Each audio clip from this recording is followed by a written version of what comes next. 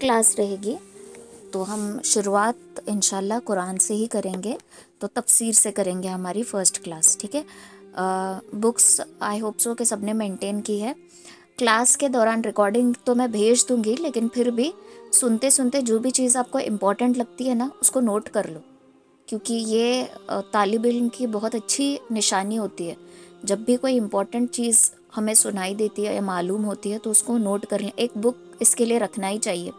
اگر آپ کہیں بیانات کے لیے جاتے ہو یا پھر کہیں مدرسے مکتب وغیرہ میں عورتوں کے لیے مشورات کے لیے بیان ہوتے ہیں، ایسے کہیں آپ کا آنا جانا ہے، تو وہاں پر بھی نا یہ ایک بک اپنے ساتھ کیری کرنا، کہ جو بھی چیز امپورٹنٹ لگ رہی ہے یا پھر کوئی ایسی بات ہے جس سے ہمارے نالج میں اضافہ ہو رہا ہے تو اس کو فوراً نوٹ کر لیں۔ تو جب ہم نوٹ کرتے ہیں نا، وہ ایسا بھی ہو سکتا ہے کہ ٹائم کے ساتھ ہم اس کو بھول جائیں، لیکن جب ہم واپس وہ بک کھول کے ایک پوائنٹ بھی پڑھ لینا تو پھر ہمیں ساری باتیں یاد آ جاتی ہیں، ٹھیک ہے۔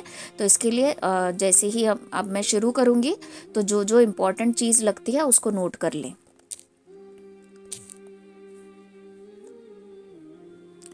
اعوذ باللہ من الشیطان الرجیم، بسم اللہ الرحمن الرحیم۔ رب اشرح لی صدری ویسر لی امری واحلل عقدۃ من لسانی یفقہوا قولی۔ رب یسر ولا تعسر وتمم بالخیر وبک نستعین یا فتاح یا فتاح یا فتاح ربی زدنی علما ربی زدنی علما ربی زدنی علما۔ سورۃ الفاتحہ۔ سورۃ الفاتحہ جو ہے قرآن کی پہلی سورت ہے، مطلب قرآن کھولتے ہی جو سورت ہمیں نظر آتی ہے وہ سورۃ الفاتحہ ہے۔ سورۃ الفاتحہ فتح کھولنے کو کہتے ہیں، کامیابی کو کہتے ہیں، ٹھیک ہے۔ عبارت کے اعتبار سے، سینٹنس کے اعتبار سے اس کی میننگ چینج ہوگی، ٹھیک ہے۔ تو یہ قرآن کو کھولنے والی کتاب ہے۔ اس کی ہر ایک آیت ایک ایک منزل کے جیسی بڑی تاثیر رکھتی ہے، بڑی بڑی معنی رکھتی ہے۔ یہ سورۃ الفاتحہ ہمیں قرآن کو پڑھنا، اللہ کو جاننا، اللہ کی تعریف کرنا اور اللہ تعالیٰ سے دعا مانگنے کا طریقہ سکھاتی ہے۔ اگر ہم سورۃ الفاتحہ پر غور کریں گے تو ہمیں یہ دیکھنے کو ملتا ہے کہ سورۃ الفاتحہ میں شروعاتی جو ورڈ ہے وہ ہے الحمد۔ حمد کہتے ہیں تعریف کو، کس کی تعریف؟ للہ، اللہ کی۔ تو یہ قرآن شروع ہوتا ہے الحمد سے اور ختم ہوتا ہے ناس پر، یعنی ناس کہتے ہیں انسان کو، عربی میں ناس کہا جاتا ہے انسان۔ قرآن کی آخری سورت سورۃ الناس، اور سورۃ الناس کی آخری آیت من الجنتی والناس۔ تو قرآن شروع ہوتا ہے اللہ رب العزت سے اور ختم ہوتا ہے انسان پر۔ تو مطلب یہ ہے کہ قرآن کا جو مکمل نچوڑ ہے وہ تمام انسانیت کے لیے ہے، یعنی اللہ تعالیٰ نے اس قرآن میں جو کچھ بتایا ہے، جو کچھ نصیحتیں کی ہیں، جو کچھ علم ہمیں عطا کیا ہے، وہ فقط مسلمانوں کے لیے نہیں ہے، وہ فقط ایمان والوں کے لیے نہیں ہے، وہ تمام انسانوں کے لیے ہے۔ اب وہ انسان چاہے مسلمان ہو، چاہے عیسائی ہو، چاہے یہودی ہو، چاہے کسی بھی مذہب کا کیوں نہ ہو، اس قرآن پاک میں تمام انسانیت کے لیے نصیحت ہے، تمام انسانوں کے لیے ہدایت ہے، ہدی للناس، ہدایت ہے لوگوں کے لیے، ٹھیک ہے۔ تو یہ قرآن مسلمان اس کو اپنی جاگرد نہ سمجھیں کہ یہ ہماری پراپرٹی ہے، نہیں، اس قرآن کو اللہ تعالیٰ نے پوری انسانیت کے لیے بھیجا ہے، اور وہ شخص تب تک اچھا مسلمان نہیں بن سکتا جب تک کہ وہ اچھا انسان نہ بن جائے، ٹھیک ہے۔ تو اگر ہمیں اچھا مسلمان بننا ہے تو پہلی شرط ہماری یہ ہوگی کہ ہمیں اچھا انسان بننا ہے، ٹھیک ہے۔ جب ہم اچھے انسان بنیں گے تبھی ہم اچھے مسلمان بن سکیں گے۔ اب سورۃ الفاتحہ کو شروع کرنے سے پہلے میں آپ کو یہ بتا دوں کہ قرآن کو سمجھ کر پڑھنا بہت زیادہ ضروری ہے۔ ہم سب کے ذہن میں بچپن سے یہ بات بٹھا دی گئی ہے کہ قرآن میں جو زبان ہے وہ عربی زبان ہے، عربی زبان عرب کی زبان ہے، عربی زبان ہمیں نہیں آتی۔ قرآن کو سمجھنا حافظوں کا، عالموں کا، ان کا کام ہے، ہمارا کام نہیں ہے، ہم اس کو نہیں سمجھ سکتے بیکاز ہم نے عربی سیکھی نہیں ہے۔ ٹھیک ہے. تو میں آپ کو بتا دوں، یہ آج بات ہم کلیئر کر لیں کہ قرآن میں جو زبان ہے وہ عربی زبان ہے.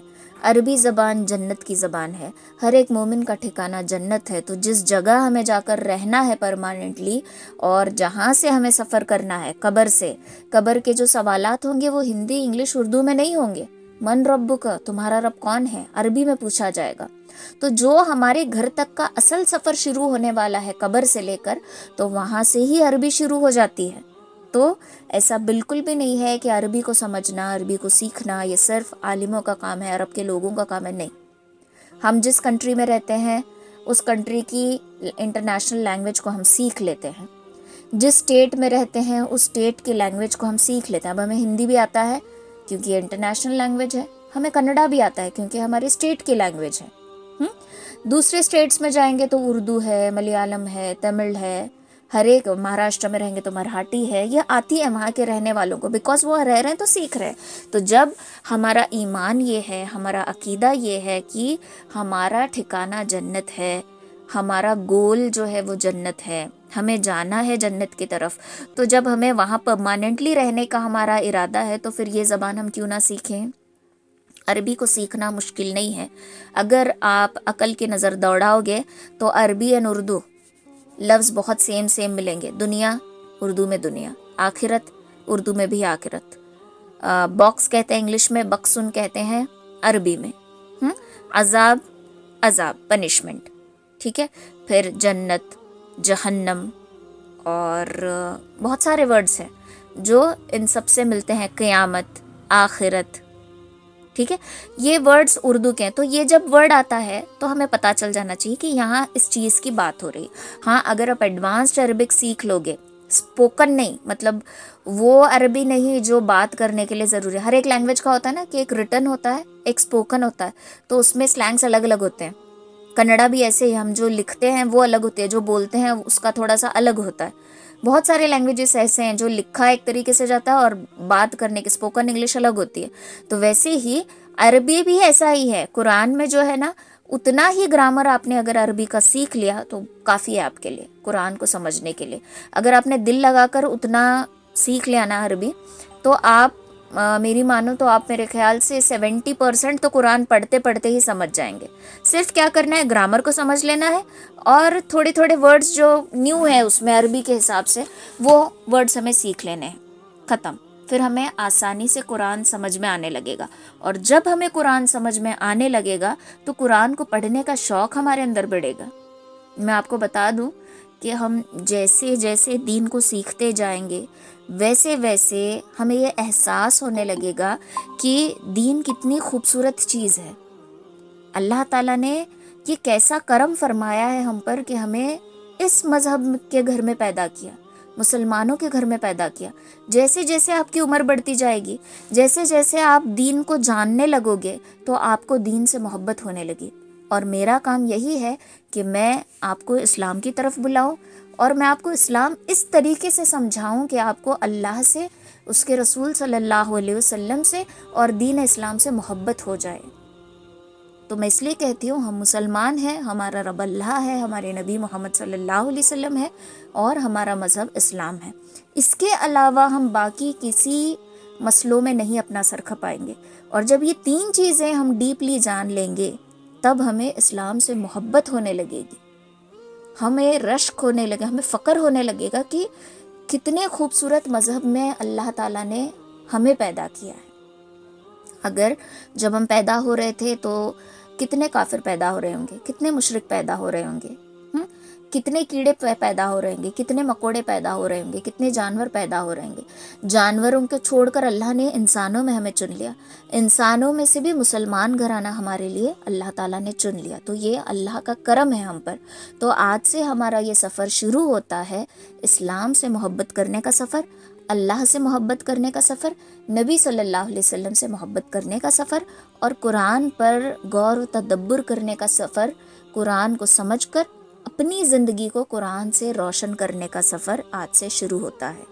اللہ تعالیٰ اس میں آسانی پیدا کرے، ہمارے ذہن کو کھول دے، میرے بولنے میں اللہ تعالیٰ اثر پیدا کرے، آپ کے سننے میں اللہ تعالیٰ اثر پیدا کرے. اللہ تعالیٰ ہمیں علم نافع سے نواز دے. آمین. پہلی آیت دیکھو، بسم اللہ الرحمن الرحیم. سب سے پہلے تو تعوذ، اعوذ باللہ من الشیطان الرجیم. تعوذ ہے حفاظت کرنا، کس کی پناہ میں آنا، کس کے پناہ میں؟ اللہ کی پناہ میں آنا. کس چیز سے؟ شیطان الرجیم. شیطان کیسا شیطان؟ مردود. اللہ کی پناہ میں آتی ہوں میں شیطان مردود سے. تو یہ بہت سٹرونگ ہتھیار ہے جو شیطان کی کمر کو توڑ دیتا ہے. جب ہم تعوذ پڑھتے ہیں تو شیطان دور بھاگ جاتا ہے، کیونکہ اسے تکلیف ہوتی ہے، اس کی کمر میں درد ہوتا ہے. سمجھو ہم نے اس کو ایک ڈنڈا دے مارا. تو قرآن پڑھنے سے پہلے ہم تعوذ پڑھیں گے، پھر اس کے بعد بسم اللہ الرحمن الرحیم. بسم اللہ یہ اسم اور بی دونوں کو ملایا گیا ہے. اسم کہتے ہیں عربی میں نام کو. تو جہاں پر با ہمیں یہاں پہ جوڑنا ہے تو الف غائب ہو گیا اور با کو ڈائریکٹ سین سے ملا دیا. بسم اللہ. بازر بی جب کہیں آ جائے قرآن میں تو اس کا مطلب ہوتا ہے کے ساتھ. ٹھیک ہے، تو بسم اللہ، اللہ کے نام کے ساتھ یا پھر اللہ کے نام سے، کچھ بھی ہم ترجمہ لے سکتے ہیں. کون سا اللہ؟ کون ہے وہ اللہ؟ الرحمن الرحیم، وہ جو بڑا مہربان نہایت رحم کرنے والا ہے. تو جب ہم قرآن کو شروع کر رہے ہیں تو یہاں پر ترجمے میں شروع اللہ کے نام سے نہیں آتا، اللہ کے نام کے ساتھ جو بڑا مہربان نہایت رحم کرنے والا. یہ ہمارا لفظی ترجمہ ہوا. باقی ہم جو ترجمہ کرتے ہیں شروع اللہ کے نام سے جو بڑا مہربان نہایت رحم کرنے والا ہے، تو شروع کا ورڈ کہیں یہاں پہ عربی میں نہیں ہے. یہ ہم اپنے سمجھنے کے لیے یہ چیز ایڈ کرتے ہیں، کچھ گناہ نہیں ہے اس میں جسٹ بتا رہی ہوں کہ بسم اللہ الرحمن الرحیم، اللہ کے نام کے ساتھ جو بڑا مہربان نہایت رحم کرنے والا ہے. الحمد للہ رب العالمین. الحمد، حمد کہتے ہیں تعریف کو. اور عربی کا ایک قاعدہ ہے، جب کسی ورڈ پہ تنوین آ رہا ہے، دو پیش دو زیر دو زبر تنوین، جب یہ تنوین آ رہا ہے، تنوین آئے تو الف لام نہیں آتا شروع میں، الف لام آئے تو اینڈ میں تنوین نہیں آتا. تو جب تنوین آ رہا ہے تو وہ کامن ناؤن کے لیے استعمال ہوتا ہے، کامن چیز کے لیے، کسی بھی کامن کے لیے. اور اگر الف لام آ جائے شروع میں تو یہ اسپیشل چیز کے لیے، خاص کے لیے. تنوین کو کہتے ہیں نکیرہ، الف لام اگر آئے تو اس کو کہتے ہیں معرفہ. تو نکیرہ والا ورڈ آئے تو یہ کامن ہے، معرفہ آئے تو یہ خاص ہے. تو یہاں پر تعریف کوئی کامن تعریف نہیں ہے. الحمد للہ، سب تعریفیں اللہ کے لیے ہیں. الحمد للہ، سب تعریفیں اللہ کے لیے ہیں. کون اللہ؟ وہ اللہ رب العالمین، جو تمام جہانوں کا رب ہے، جو تمام جہانوں کا رب ہے. اب رب کس کو کہتے ہیں؟ رب کا مطلب اشارہ اللہ کی طرف ہے، لیکن رب کے لفظی معنی آتے ہیں پالنے والے کے. اگر آپ کو والدین کی دعا معلوم ہو تو رب ارحمہما کما ربیانی صغیرہ، رب ارحمہما، رب اللہ کی طرف اشارہ ہے کہ ہمارے رب ہمہما رحم فرما ان پر، کما ربیانی صغیرہ جیسے کہ انہوں نے مجھے پالا میرے بچپن میں. ٹھیک ہے، شروعات کا رب اللہ کی طرف، کما رب یعنی جیسے ان دونوں نے مجھے پالا. دوسرا جو رب آ رہا ہے وہ پالنے کی طرف ترجمہ ہو رہا ہے.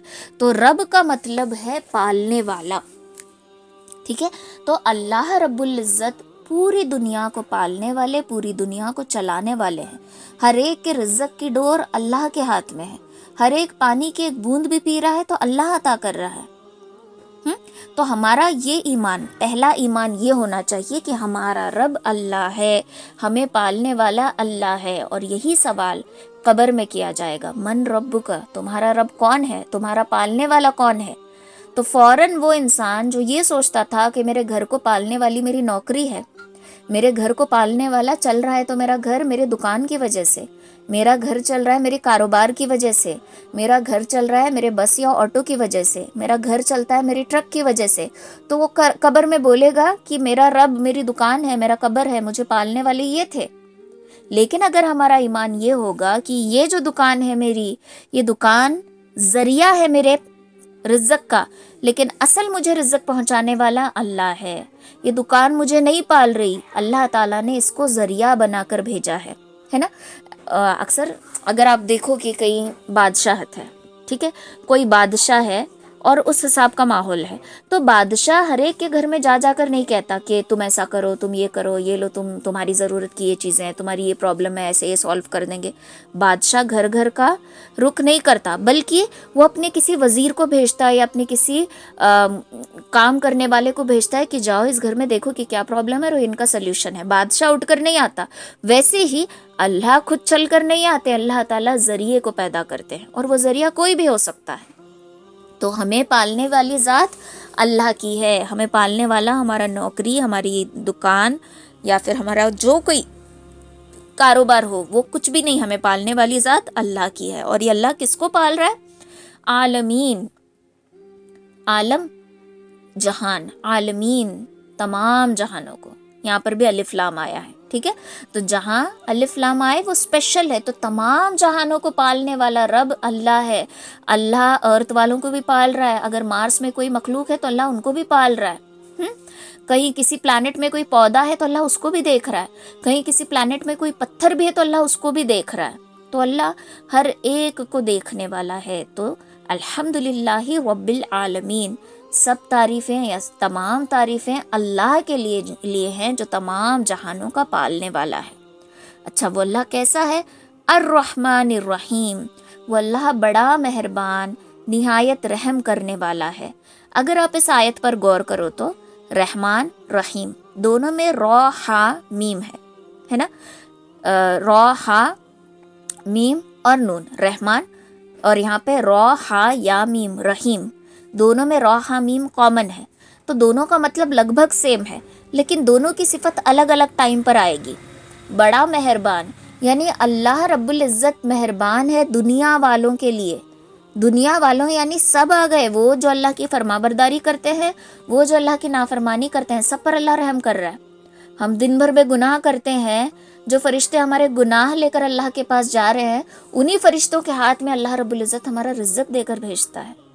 تو سوچو کتنا مہربان ہوگا کہ ہمارے گناہ جا رہے ہیں اس کے پاس، ہماری نافرمانیاں جا رہی ہیں اس کے پاس، اور جو ہمارے کمپلینٹس لے کر جا رہے ہیں اللہ کے پاس، انہی کے ہاتھ میں اللہ ہمارا رزق دے کر بھیج رہا ہے روزانہ کا. تو یہ اس سے بڑی اور کیا میں اگزامپل دوں آپ کو کہ اللہ کتنا مہربان ہے. نہایت رحم کرنے والا، یہ جو صفت ہے یہ خاص مومنوں کے لیے ہے. یہ صفت رحم کرنے والی کی صفت خاص مومنوں کے لیے، اور یہ صفت دنیا میں نہیں چھلکے گی، یہ صفت آخرت میں دیکھی جائے گی کہ اللہ تعالیٰ اس دن بھی رحم کریں گے، لیکن صرف ایمان والوں پر، صرف ان لوگوں پر جو اقرار کرتے تھے لا الہ الا اللہ، جو دل سے کہتے تھے، دل سے مانتے تھے، جن کے پاس اقرار باللسان بھی تھا، تصدیق بالقلب بھی تھا. اقرار باللسان زبان سے اقرار کرنا، تصدیق بالقلب دل سے سچا جاننا کہ نہیں میرا رب اللہ ہے، میرا معبود اللہ ہے، اللہ کے سوا کوئی عبادت کے لائق نہیں ہے. جو یہ یقین رکھ کر دنیا میں جیتا تھا، جس کی زبان اور جس کا دل کلمے سے روشن رہتا تھا، صرف اللہ تعالیٰ ان پر رحم کریں گے قیامت کے دن، باقی کسی پر رحم نہیں کیا جائے گا. ٹھیک ہے. تو رحمان اور رحیم، رحمان دنیا والوں کے لیے ہے، رحیم جو ہے وہ آخرت کی صفت ہے. مالکی یوم الدین، جو مالک ہے روز جزا کے دن کا. یوم الدین قیامت کا دن، تو اللہ تعالیٰ قیامت کے دن کے مالک ہیں.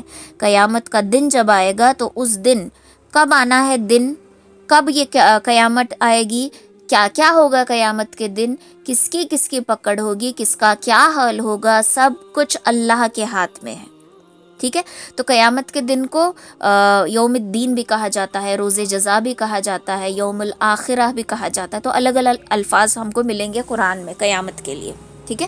تو یہ اللہ تعالیٰ جو ہے قیامت کے دن کے مالک ہیں، یعنی وہ اس چیز کا ہولڈ رکھتے ہیں، وہ اس چیز پر قدرت رکھتے ہیں کہ قیامت کب برپا ہوگی، قیامت کب آئے گی، یہ سوا اللہ کے کوئی نہیں جانتا. علامتیں تو ہمیں آج بھی مل رہی ہیں. نبی علیہ الصلوۃ والسلام نے حدیث میں فرمایا کہ قیامت جس طریقے سے 2 انگلیاں ہیں اس طریقے سے میرے ساتھ ہے، یعنی میرے بعد کوئی نبی نہیں آئے گا، میرے بعد کوئی شریعت نہیں آئے گی، میرے بعد اگر کچھ آئے گا تو قیامت آئے گی. تو قیامت قریب ہے، اور بہت سارے علامتیں ہمیں دیکھنے کو مل رہی ہیں، بہت ساری نشانیاں ہمیں دیکھنے کو مل رہی ہیں. سب سے بڑی نشانی اولاد جو ہے ماں باپ کے ساتھ قید محسوس کرے گی، دوستوں میں آزاد محسوس کرے گی۔ ماں باپ کے ساتھ رہنا، ہنسنا، بولنا اولاد کو تنگ لگے گا، تنگی محسوس ہوگی، اس کو ایسا لگے گا جیسے اس کو کسی نے جیل میں ڈال دیا ہے۔ لیکن وہی اولاد جب دوستوں میں رہے گی تو ہنسی خوشی ہنس کر جواب دے گی۔ یہ قیامت کی نشانی ہے۔ اور قوم لوط کی طرح لوگ جو ہے وہ عیاش ہو جانا، بے شرم ہو جانا، بے حیائی کے کام عام طور پہ ہونا۔ آج ہم دیکھتے ہیں کہ راستوں پر لڑکیوں کے ساتھ زیادتی ہو رہی ہے، ان کی عزتوں پر ہاتھ ڈالا جاتا ہے اور کوئی کچھ نہیں کرتا۔ لوگ ویڈیو بنا رہے ہوتے ہیں کھڑے رہ کر، بٹ اس لڑکی کی مدد نہیں کی جاتی۔ قیامت کی نشانی۔ ہاں، فیم پانے کے لیے، فیمس ہونے کے لیے غلط راستوں پر چلنا قیامت کی نشانی۔ تو ہر ایک نشانی ہمیں دیکھنے کو مل رہی ہے، لیکن سوائے اللہ کے کوئی نہیں جانتا کہ قیامت کب آئے گی۔ تو یہ اللہ تعالیٰ کے ہاتھ میں ہے۔ تو اللہ تعالیٰ روز جزا کا دن کا مالک ہے۔ ایاک نعبد و ایاک نستعین، ایاک نعبد، صرف تیری ہی عبادت کرتے ہیں ہم، یا پھر ہم صرف تیری ہی عبادت کرتے ہیں۔ ایاک نعبد، ہم صرف تیری ہی عبادت کرتے ہیں، و ایاک نستعین، اور ہم تجھ ہی سے مدد مانگتے ہیں۔ تو یہاں پر سینٹنس میں جو ہے وہ یہ بتا دے، اسپیشلٹی بتا دے کہ تجھی سے ہم مدد مانگتے ہیں، تیری ہی عبادت کرتے ہیں۔ یعنی یہاں پر خاص بتا دیا جا رہا ہے کہ اللہ ہم تیری عبادت کرتے ہیں اور تجھی سے مدد مانگتے ہیں۔ تو غالباً امام مالک یا امام احمد ابن حنبل، یاد نہیں مجھے، دونوں میں سے کوئی ایک، ان کا قول ہوا کرتا تھا کہ بندہ جب کہتا ہے ایاک نعبد و ایاک نستعین تو وہ اللہ تعالیٰ سے جھوٹ کہتا ہے۔ اور یہ آیت پڑھتے وقت مجھے ڈر لگتا ہے۔ کیوں ڈر لگتا ہے؟ ہم جو نماز میں رکعت باندھ کر اقرار کر رہے ہیں کہ اللہ ہم تیری ہی عبادت کرتے ہیں اور تجھی سے مدد مانگتے ہیں۔ عبادت کسے کہتے ہیں؟ عبد، عبد یعنی کہ بندہ، غلام۔ عبادت بندگی کرنا، غلامی کرنا، سر جھکانا۔ ہاں، تو اے اللہ ہم تیری ہی بندگی کرتے ہیں، تیری ہی غلامی کرتے ہیں، تیری ہی عبادت کرتے ہیں۔ کیا واقعی یہ لائن ہماری سچ ہے جو ہم نماز میں کھڑے ہو کر کہہ رہے ہیں؟ ہم تو غلامی ان لوگوں کی کرتے ہیں جو بڑے بڑے عہدوں پر ہوتے ہیں۔ کوئی بڑا ایم ایل اے آ جائے، بائی چانس وہ ہمارے ساتھ کھڑا ہو کر فوٹو نکال لے، یہ ہمارا سینہ چوڑا ہو جائے گا، ارے یہ ایم ایل اے ہے ایریا کا، تو یہ غلامی نہ ہوئی؟ جہاں کسی کے اوپر ظلم کیا جا رہا ہے اور ظلم کرنے والا پیسے والا ہے، ہم جانتے ہیں کہ اس کے ساتھ زیادتی ہو رہی ہے، لیکن پھر بھی ہم سر جھکا کر اس کی ہاں میں ہاں ملا رہے ہیں کیونکہ وہ بڑے عہدے والا ہے، تو یہ غلامی نہیں ہوئی؟ کس کی بندگی کر رہے ہوں؟ تو یہ آیت جتنی ایزی لگ رہی ہے اتنی خطرناک ہے۔ ہم نماز میں اللہ کے سامنے کھڑے ہو کر کیا جھوٹا اقرار کر رہے ہیں کہ اللہ ہم تیری عبادت کرتے ہیں؟ تو اپنے دل سے پوچھنا چاہیے کہ کیا واقعی ہم اللہ ہی کی عبادت کرتے ہیں؟ دیکھو، ہم کہیں نہ کہیں کسی نہ کسی اعتبار سے کسی نہ کسی شخص کے آگے کسی نہ کسی مطلب کی وجہ سے جھک ہی جاتے ہیں، لیکن ایک ایمان والے کو چاہیے وہ جھکے تو صرف حق کے سامنے، ورنہ کسی کے سامنے نہ جھکے۔ یہ ہمارے ایمان کا جذبہ ہونا چاہیے۔ جب حق کی بات آ رہی ہے جھکنا پڑے تو جھکو، لیکن ظلمت کی بات آ رہی ہے، ظلم کی بات آ رہی ہے، غلط بات آ رہی ہے تو غلط بات کے لیے ہاں میں ہاں نہیں ملانا۔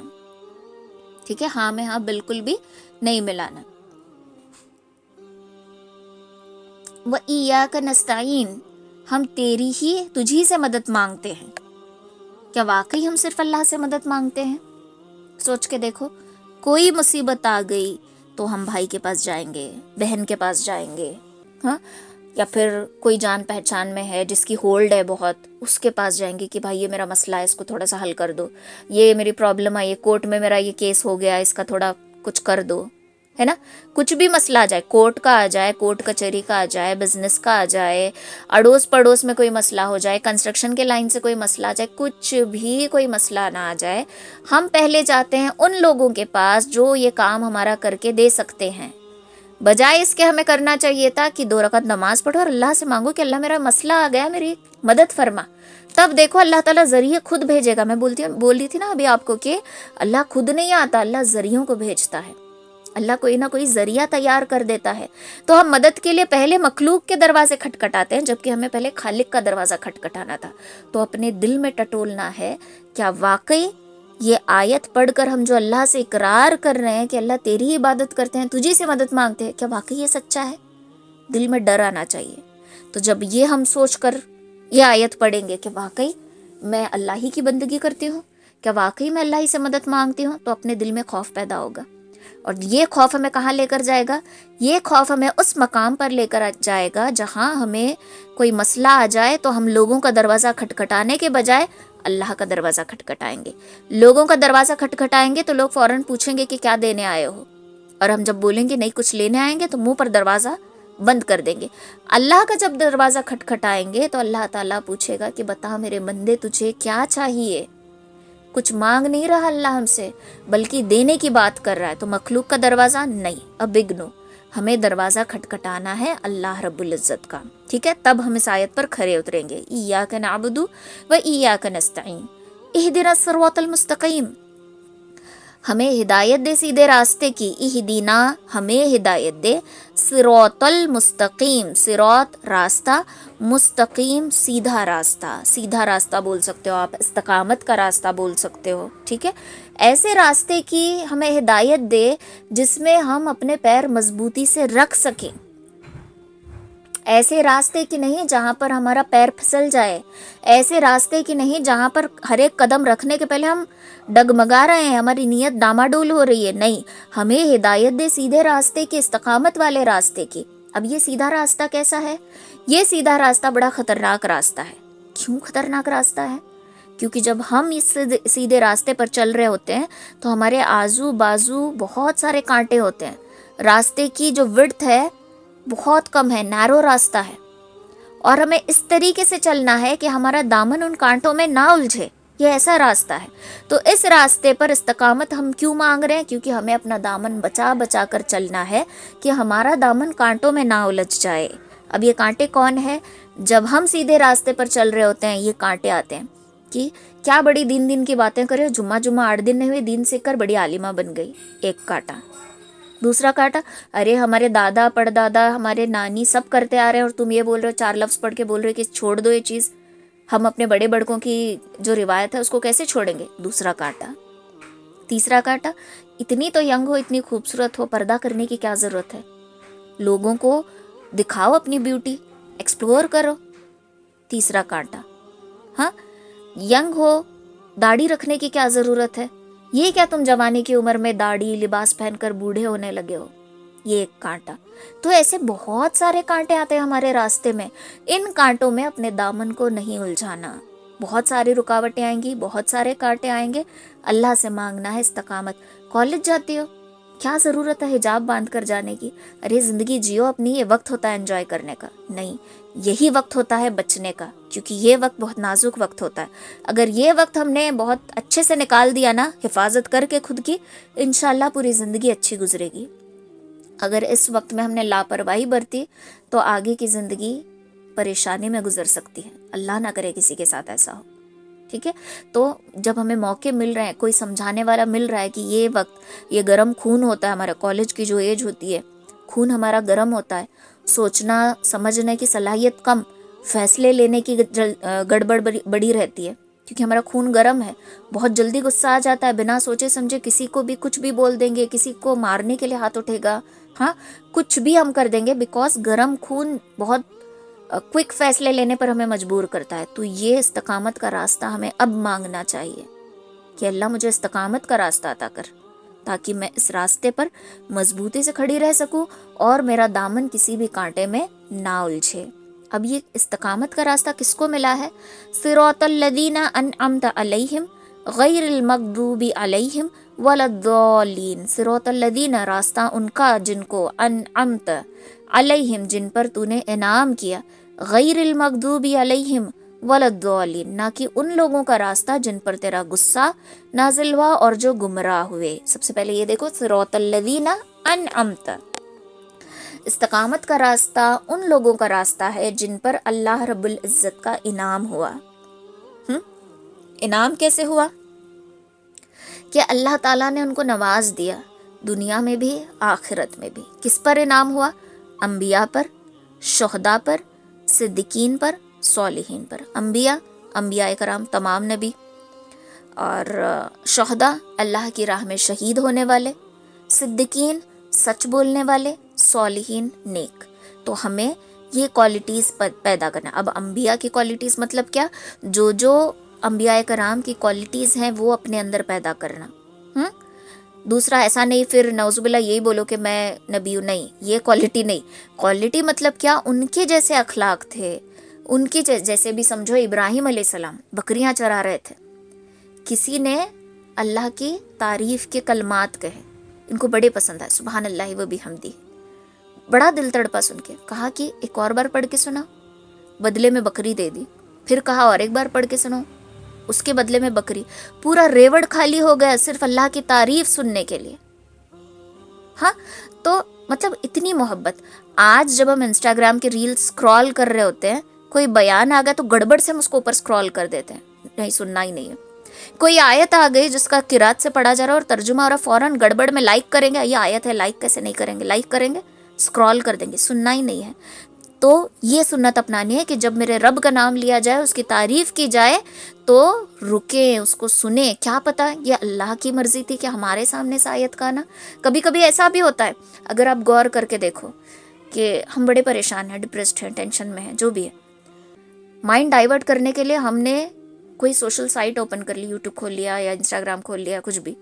جیسے ہم اسکرول کر رہے ہوتے ہیں، اسکرول کرتے کرتے اتفاقاً جو سچویشن چل رہی ہے ہماری پریشانی کی، اس سے ریلیٹڈ کوئی اسلامک پوسٹ آ گئی، تو دل میں یہ خیال آنا کہ یہ ہو نہ ہو اللہ کی طرف سے، اس کو غور کرنا. ہم کیا کرتے ہیں؟ سوائپ کر دیتے ہیں، نہیں یہ نہیں سننا ہے، ویسے ہی بڑی بڑی پریشان ہوں. ٹھیک ہے، تو یہ چیز نہیں کرنا. تو اللہ کی تعریف جہاں ہو رہی ہے، نبی صلی اللہ علیہ وسلم کا ذکر جہاں ہو رہا ہے، وہاں پہ رکو، درود پڑھو. اللہ کی تعریف جہاں ہو رہی ہے اس کو سنو. اللہ ہم سے کچھ کہہ رہا ہے، وہ ہمیں چیز سنائی دے رہی ہے تو اس کو سنو، اس پر غور و فکر کرو. یہ انبیاء کرام کا طریقہ ہے. شہدا اللہ کی راہ میں شہید ہونے والا. اب ضروری نہیں کہ شہید ہونے کے لیے آپ جنگ میں ہی نکل جائیں. کبھی کبھار ایسا بھی ہوتا ہے کہ ہم اتنی اچھی زندگی گزار رہے ہوتے ہیں، اتنا دین کے لیے جد و جہد کر رہے ہوتے ہیں، کبھی کبھار دین کا کام کرتے کرتے ہی اگر ہماری جان نکل گئی تو اللہ تعالیٰ شہداء کی قطار میں ہی ہمیں کھڑا کرے گا.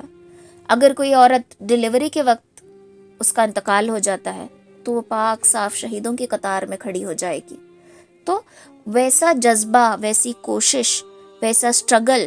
آج بہت سارے لوگ کہتے ہیں کہ جہاد مطلب تلوار نکالو، جنگ کرو، گردنیں اڑا دو. جہاد یہ نہیں ہے. جہاد کا اصل معنی ہے سٹرگل کرنا، کوشش کرنا.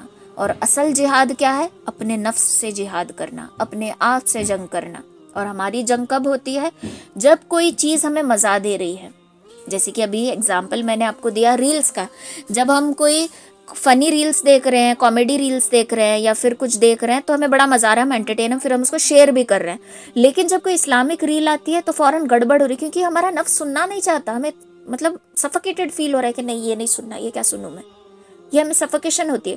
کوئی مووی ہم دیکھ رہے ہیں تو 3 گھنٹے کی یوٹیوب پہ بیٹھ کے ہم پوری مووی دیکھیں گے، لیکن ایک بیان ہے، پہلے ہم دیکھیں گے ٹائم کتنا ہے، 56 منٹس. اتنی دیر میں بیان سنو؟ نہ میرے سے تو نہیں ہوگا. ہم 3 گھنٹے وہاں بتا سکتے ہیں کیونکہ ہمارے نفس کو مزہ مل رہا ہے. ہم 56 منٹس یہاں نہیں بتا سکتے کیونکہ ہمارے نفس کو تکلیف ہو رہی ہے. تو یہ جہاد ہے، یہ سٹرگل ہے. پہلے یہ سٹرگل کرنا ہمیں آنا چاہیے کہ یہ جنگ ہمیشہ چلنے والی ہے. کبھی نفس ہمیں گرائے گا، کبھی ہمیں نفس کو گرانا ہے. یہ روز کی جنگ ہے، اس کو جیتنا ہی ہے ہمیشہ. ٹھیک ہے، تو یہ اصل چیز ہے، یہ اصل جہاد ہے. پھر آتا ہے صدیقین، ہمیشہ سچ بولنے والے. ہمارے ہر ایک کام میں سچائی ہو. اگر آپ ڈاکٹر ہیں تو آپ کے پیشے میں، آپ کے جو کام ہے اس میں آپ کی سچائی ہو. ایسا نہیں ہے کہ آپ ڈپلیکیٹ دوائی دے رہے ہیں اور بول رہے ہیں کہ اوریجنل ہے. یہ بھی چلا ہے، مجھے خود کو جب ریاکشن ہو تو تب مجھے پتا چلا. مجھے اتنا خطرناک ریاکشن ہو گیا ٹیبلٹ سے کہ میری کڈنیز پہ سویلنگ آ گئی، میرے گال پہ کچھ ہو گیا، مارک ابھی تک ہے. تو بہت مسئلے ہو گئے. تو صرف اس لیے کہ ڈاکٹر پیسہ کما سکے. ہلکی کوالٹی کے جو جنرک وغیرہ میں ملتے ہیں، موسٹلی اس میں سے ٹیبلٹس ایسے ہیں جو ریاکٹ کرتی ہیں کسی کسی پر جو سینسیٹیو ہوتے ہیں. تو کمانے کے چکر میں کسی کی جان خطرے میں ڈال دینا، یہ سچائی کی علامت نہیں ہے، یہ سچائی کا کام نہیں ہے. آپ ڈاکٹر ہو تو آپ ڈاکٹری ایمانداری سے کرو. خدمت خلق سمجھ کے کرو. میں یہ نہیں بول رہی کہ آپ فیس مت لو، لیکن یہ دھیان دو کہ ضرورت سے زیادہ نہ لو. آج ہم ایک مشین لے کر آتے ہیں اپنے کلینک میں سمجھو یا کہیں بھی، ایگزامپل سے جسٹ ایگزامپل دے رہی ہوں، سمجھو وہ مشین ہے 1 کروڑ کی یا پھر 1 لاکھ کی سمجھ لو.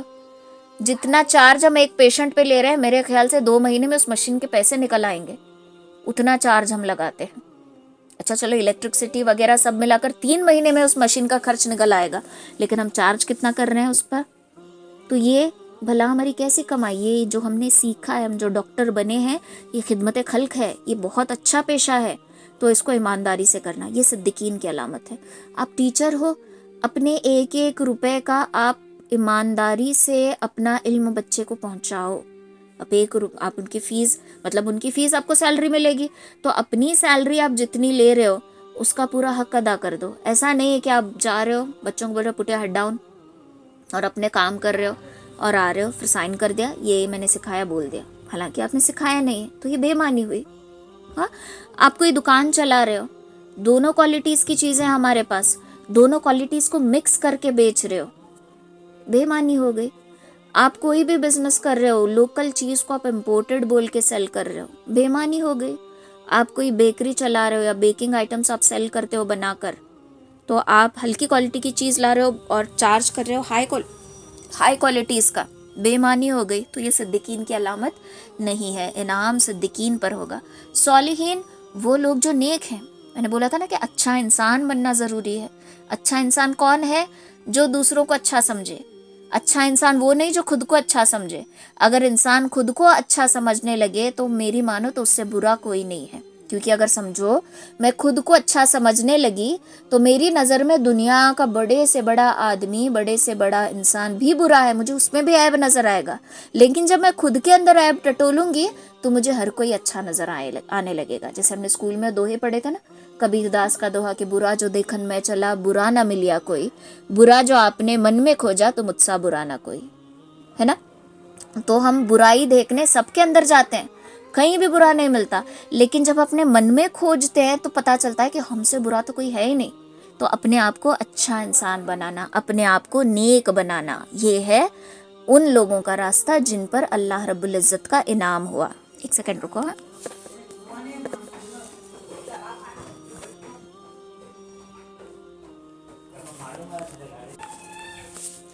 تو یہ راستہ ان لوگوں کا راستہ ہے جن پر اللہ تعالیٰ کا انعام ہوا. اب آگے دیکھو ان لوگوں کا راستہ، غیر المغضوب علیہم ولا الضالین. ان لوگوں کا راستہ ہمیں مت بتا جن پر تیرا غصہ اور غضب نازل ہوا اور جو گمراہ ہیں. ان لوگوں کا راستہ ہمیں مت دکھا. تو جن پر اللہ کا غضب نازل ہوا، سب سے پہلے تو وہ جو اسلام اور نبی صلی اللہ علیہ وسلم کے دشمن تھے، اور ان میں خاص نام آتا ہے ابو جہل کا، ابو لہب کا. ٹھیک ہے، انہوں نے بہت تکلیف دی ہے آپ صلی اللہ علیہ وسلم کو اور اسلام کو اور ہر ایک مسلمان کو بہت زیادہ تکلیف دی ہے.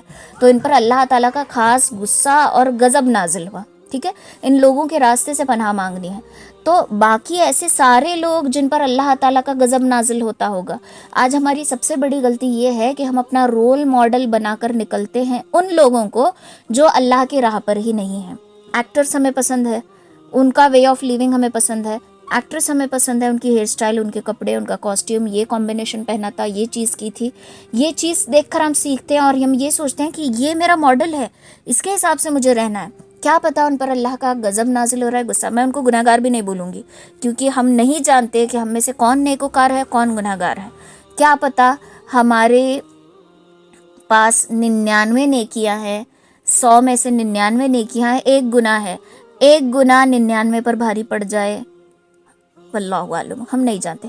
کیا پتہ ان لوگوں کے پاس 99 گناہ ہے اور ایک نیکی ہے، ایک نیکی 99 پر بھاری پڑ جائے، واللہ عالم، ہم نہیں جانتے. تو کسی کو ہم گناہ گار نہیں بولیں گے، کسی کو بدکار نہیں بولیں گے، یہ اللہ اور اس بندے کے درمیان کا معاملہ ہے. لیکن ہماری عقل کو تو پتہ ہے نا کہ کون سا راستہ صحیح ہے، کون سا راستہ غلط ہے، کون سا راستہ ہمیں سنت کی طرف لے کر جا رہا ہے، کون سا راستہ ہمیں قرآن کی طرف لے کر جا رہا ہے. تو اس راستے کی دعا مانگنی ہے، ان لوگوں کے راستے سے بچنا ہے جن پر اللہ کا غصہ اور غضب نازل ہوا. اگر کوئی انسان سمجھو ایکٹرز ہی ہیں، بہت سارے مسلم ایکٹرز ہیں جو مسلمان ہیں لیکن وہ مورتیوں کے آگے سر بھی جھکا رہے ہیں، مورتیوں کی عبادت بھی کر رہے ہیں، اوکے، تو مورتی کی آرتی بھی اتار رہے ہیں، تو یہ چیز پسند ہے اللہ کو؟ نہیں. اور ہم ان کو اپنا رول ماڈل بنا رہے ہیں، تو ہم کیا کر رہے ہیں؟ جن کے اوپر اللہ کا غصہ ہے، جس چیز کو اللہ پسند نہیں کرتا وہی چیز یہ کر رہے ہیں، اور ان کو ہم اپنا رول ماڈل بنا رہے ہیں، تو یہ ان کا راستہ ہوا جن پر اللہ کا غصہ اور غضب نازل ہوا. ٹھیک ہے. اب دیکھو، یہ جو سورۃ الفاتحہ ہے یہ اللہ اور بندے کے درمیان کلام ہے. اس کی تفسیر ہو گئی. اب اس کا دوسرا مطلب دیکھو، کلام کس طریقے سے؟ جب بندہ کہتا ہے الحمد للہ رب العالمین، اللہ رب العزت خوش ہوتے ہیں. آپ لوگ امیجن کرو جیسے کہ آپ کسی فنکشن میں بیٹھے ہو اور آپ کے بچوں کا فنکشن ہے، آپ کے بچے سٹیج پر ہیں اور آپ کا بچہ سٹیج پر آ کر آپ کی تعریف کر رہا ہے. تو جب آپ کا بچہ آپ کی تعریف کر رہا ہوتا ہے، آپ اپنے بازو بیٹھے والے کو، آپ کے ساتھ آپ کی سہیلی گئی ہو یا کوئی بھی گئی ہو، میرا بچہ ہے، ہم بولتے ہیں نا میرا بیٹا ہے، میری بیٹی ہے، ایک پراؤڈ فیلنگ ہوتی ہے. تو ویسے ہی اللہ تعالیٰ خوش ہوتے ہیں کہ دیکھو میرا بندہ میری تعریف کر رہا ہے. الرحمن الرحیم کہتا ہے بندہ، جیسے ہی بندہ کہتا ہے الرحمن الرحیم، اللہ اور خوش ہوتے ہیں، فرشتوں سے کہتے ہیں کہ دیکھو سنو، میرا بندہ میری تعریف کر رہا ہے، اور زیادہ تعریف کر رہا ہے. جب بندہ کہتا ہے مالک یوم الدین، تو اللہ تعالیٰ فرشتوں سے کہتے ہیں کہ دیکھو دیکھو میرا بندہ میری بزرگی بیان کر رہا ہے، میرا بندہ جو ہے میری بزرگی بیان کر رہا ہے. ایاک نعبد و ایاک نستعین، جب ہم اس کا اقرار کرتے ہیں تو اللہ کہتا ہے کہ بتا میرے بندے تجھے کیا چاہیے. خوش ہوتا ہے اللہ تعالیٰ اور کہتا ہے کہ بول میرے بندے تجھے کیا چاہیے. اہدنا الصراط المستقیم، ہدایت دے دے ہمیں سیدھے راستے کی. ہم کیا مانگتے ہیں؟ ہدایت مانگتے ہیں. پھر اللہ کہتا ہے کہ یہاں سے معاملہ میرے اور میرے بندے کے درمیان ہے، اس کے آگے کی بات نہیں بتائی گئی. تو یہ سورۃ الفاتحہ بندے اور اللہ کے درمیان جو ہے کلام ہے. تو آج کے بعد جب آپ سورۃ الفاتحہ پڑھو اپنی رکعت میں، تو فیل کرو کہ اللہ فرشتوں سے کہہ رہا ہے کہ دیکھو دیکھو میرا بندہ میری تعریف کر رہا ہے، خوش ہو کر کہہ رہا ہے، ایکسائٹیڈ ہو کر کہہ رہا ہے کہ دیکھو میرے بندے نے میری تعریف کی. تو جب ہم یہ محسوس کر کے سورۃ الفاتحہ پڑھیں گے نا، آپ آج کر کے دیکھو، کل آپ خود بولو گے کہ ہاں ہمارے بدن پہ رونگٹے کھڑے ہوئے تھے، ہاں ہماری یہ نماز بڑی مزے کی تھی. ٹھیک ہے. تو یہ چیز دھیان رکھنا ہے کہ سورۃ الفاتحہ جو ہے بندے اور اللہ کے درمیان کلام ہے. اب اس کو پڑھنے میں دیکھو ایک مسٹیک ہم کرتے ہیں، الحمد للہ رب العالمین. الحمد میں ہماری مسٹیک ہو جاتی ہے، الحمد پڑھتے ہیں، لام 2 بار ساؤنڈ کرتا ہے. دیکھو دھیان سے سنو، اگر میں کہوں الحمد، لام 1 بار ساؤنڈ کر رہا ہے. اگر میں کہوں الحمد، لام 2 بار ساؤنڈ کر رہا ہے. تو لام پر کلکلا نہیں ہونا، ایکو نہیں ہونا لام کی آواز. الحمد، ہا، یہ والی ہا جو ہے یہ حلق سے ادا ہوگی، حمد سینے کی طرف سے نہیں ادا ہوگی، معنی پلٹ جائے گی. پھٹی پرانی چیز گول ہا ہے تو حمد تعریف، معنی کیا ہو جائے گا ہمارا؟ پلٹ جائے گا. تو یہاں پر دھیان دے، الحمد بولتے وقت پھر الرحمن الرحیم، مالکی، مالکی نہیں بولیں گے، قی قاف نہیں، چھوٹی قاف، مالکی یوم الدین، ایاک نعبد و ایاک نستعین، عین کی آواز آنا، اور عین سے پہلے جو ہے تا ہے، وہاں پہ دھیان دینا. پھر ایک مسٹیک ہم کرتے ہیں لاسٹ آیت میں، صراط الذین انعمت علیہم، صراط الذین انعمت، انعمت جن پر انعام کیا آپ نے، علیہم جن پر انعام کیا آپ نے، یعنی کس نے؟ اللہ تعالیٰ نے.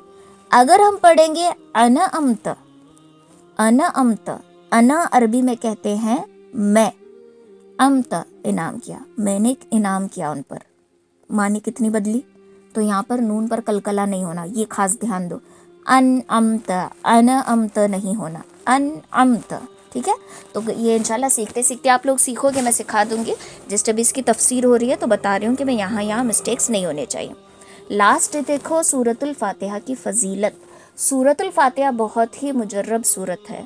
اگر کسی بچے کو نظر ہوئی ہے، کسی بڑے کو نظر ہوئی ہے، 7 مرتبہ سورۃ الفاتحہ، 7 مرتبہ آیت الکرسی، اور 3 مرتبہ 4 کل اگر پڑھ کے پانی پہ دم کر دیں اور بچے کے بدن پر لگا دیں اور بچے کو پلا بھی دیں تو انشاءاللہ نظر اتر جائے گی. اگر کسی کو بہت سخت بخار ہے، اول آخر درود شریف پڑھ کے درمیان میں سورۃ الفاتحہ 7 مرتبہ پڑھ کے پانی پہ دم کر دیں، پانی سر پہ لگا دیں، تو بخار اتر جائے گی. اگر کسی کے سر میں بہت شدید درد ہے، سیدھا ہاتھ سر پہ رکھے اسی طریقے سے اول آخر درود شریف درمیان میں سورہ فاتحہ پڑھ کر پھونک مار دیں گے تو انشاءاللہ سر درد دھیرے دھیرے دھیرے ریلیف ہو جائے گا. باڈی کے کسی بھی پارٹ میں اگر درد ہے تو اسی طریقے سے سیدھا ہاتھ رکھے، ہتھیلی سیدھی رکھنی ہے اور اس طریقے سے یہ جو صورت ہے اس کو پڑھنا ہے. ٹھیک ہے. اگر کوئی ظالم ہے یا پھر کوئی ایسا ہے جو ہمیں بہت ٹارچر کر رہا ہے، ہماری ایک نہیں سن رہا، بس اپنی سنائے جا رہا ہے، تو جب وہ بڑبڑ کر رہا ہوتا ہے نا تو آپ دل میں سورۃ الفاتحہ پڑھنا شروع کر دیں تو وہ آٹومیٹکلی شانت ہو جائے گا. آپ کا باس ہے، آپ کا ایچ ایم ہے، کوئی بھی ہے، ناحق کا غصہ، کچھ کی عادت ہوتی ہے، باس تو ہوتے ہیں لیکن بہت ہی باسی نیچر کے ہوتے ہیں کہ ہمیشہ آرڈر کر رہے ہیں، یہ کیوں نہیں کیا، وہ کیوں نہیں کیا، وہ ہمارے ایفرٹس نہیں دیکھ رہے ہوتے ہیں، ان کو بس کام چاہیے ہوتا ہے، آپ جو مرضی کرو مجھے کام چاہیے، ہے نا. تو اس وقت کیا کریں، اس طریقے سے پڑھ لیا کریں، انشاءاللہ کام میں جو ہے وہ آسانی ہوگی. ٹھیک ہے. تو سورۃ الفاتحہ بہت ساری فضیلتیں رکھتی ہے. اگر کوئی مشکل آ جائے سورۃ الفاتحہ پڑھ لو، تو ان تمام مشکلات کا حل اس صورت میں ہے. تو یہ سورۃ الفاتحہ کا خلاصہ ہے. آخری چیز، سورۃ الفاتحہ جو قرآن کی پہلی سورت ہے، میں نے کہا قرآن کی جو پہلی وحی نازل ہوئی وہ سورہ علق کی 5 آیتیں تھیں. پہلی سورت کی 5 آیتیں، پوری سورت نہیں نازل ہوئی، یہ 5 آیتیں سورہ علق کی تھی. اگر آپ کو پوچھے کوئی کہ قرآن کی سب سے پہلی سورت کون سی ہے تو آپ بولیں گے سورۃ العلق کی 5 آیتیں پہلے نازل ہوئی تھی. اگر کوئی پوچھے کون سی سورت مکمل نازل ہوئی تھی تو آپ بولیں گے سورۃ الفاتحہ. یہ پہلی سورت ہے جو پوری کی پوری ایک ساتھ نازل ہوئی. باقی صورتیں کیسے ٹکڑوں میں آئے ہیں، 5 آیتیں، 6 آیتیں، 4 آیتیں، اس طریقے سے. لیکن سورۃ الفاتحہ جو ہے پوری سورت ایک ساتھ نازل ہوئی تھی. ٹھیک ہے. تو یہ پہلی سورت ہے جو مکمل نازل ہوئی. قرآن کی پہلی سورت سورہ علق کی 5 آیتیں. اوکے. تو یہ اتنا دھیان رکھو. اس کے کویشچنس میں سینڈ کر دوں گی آپ کو، آنسرز آپ خود نوٹ کر لینا، خود بنا لینا، پھر آپ مجھے سینڈ کر سکتے ہو کریکشن کے لیے. جہاں بھی کریکشن رہے گی میں آپ کو انشاءاللہ بتا دوں گی. تو آپ کے پاس 1 ہفتے کا ٹائم ہے، آرام سے نیکسٹ سورت سٹارٹ ہونے تک بھی آپ نوٹس اپنے بنا سکتے ہو. اگر آپ لکھ سکتے ہو بک میں تو لکھو، لکھنا ہی بہتر ہے میرے حساب سے. تو مجھے لکھ کر یاد رکھنا بہت پسند ہے. اگر آپ سے نہیں ہوتا، لیپ ٹاپ ہے گھر میں، کمپیوٹر ہے، تو آپ ٹائپ کر کے بھی نوٹس رکھنا چاہتے ہو تو رکھ سکتے ہو، کوئی مسئلہ نہیں ہے. ٹھیک ہے. سبحان اللہ و بحمدہ، سبحانک اللہم و بحمدک، نشہد ان لا الہ الا انت، نستغفرک و نتوب الیک. سبحان ربک رب العزت عما یصفون وسلام علی المرسلین والحمد للہ رب العالمین برحمتک یا ارحم الراحمین.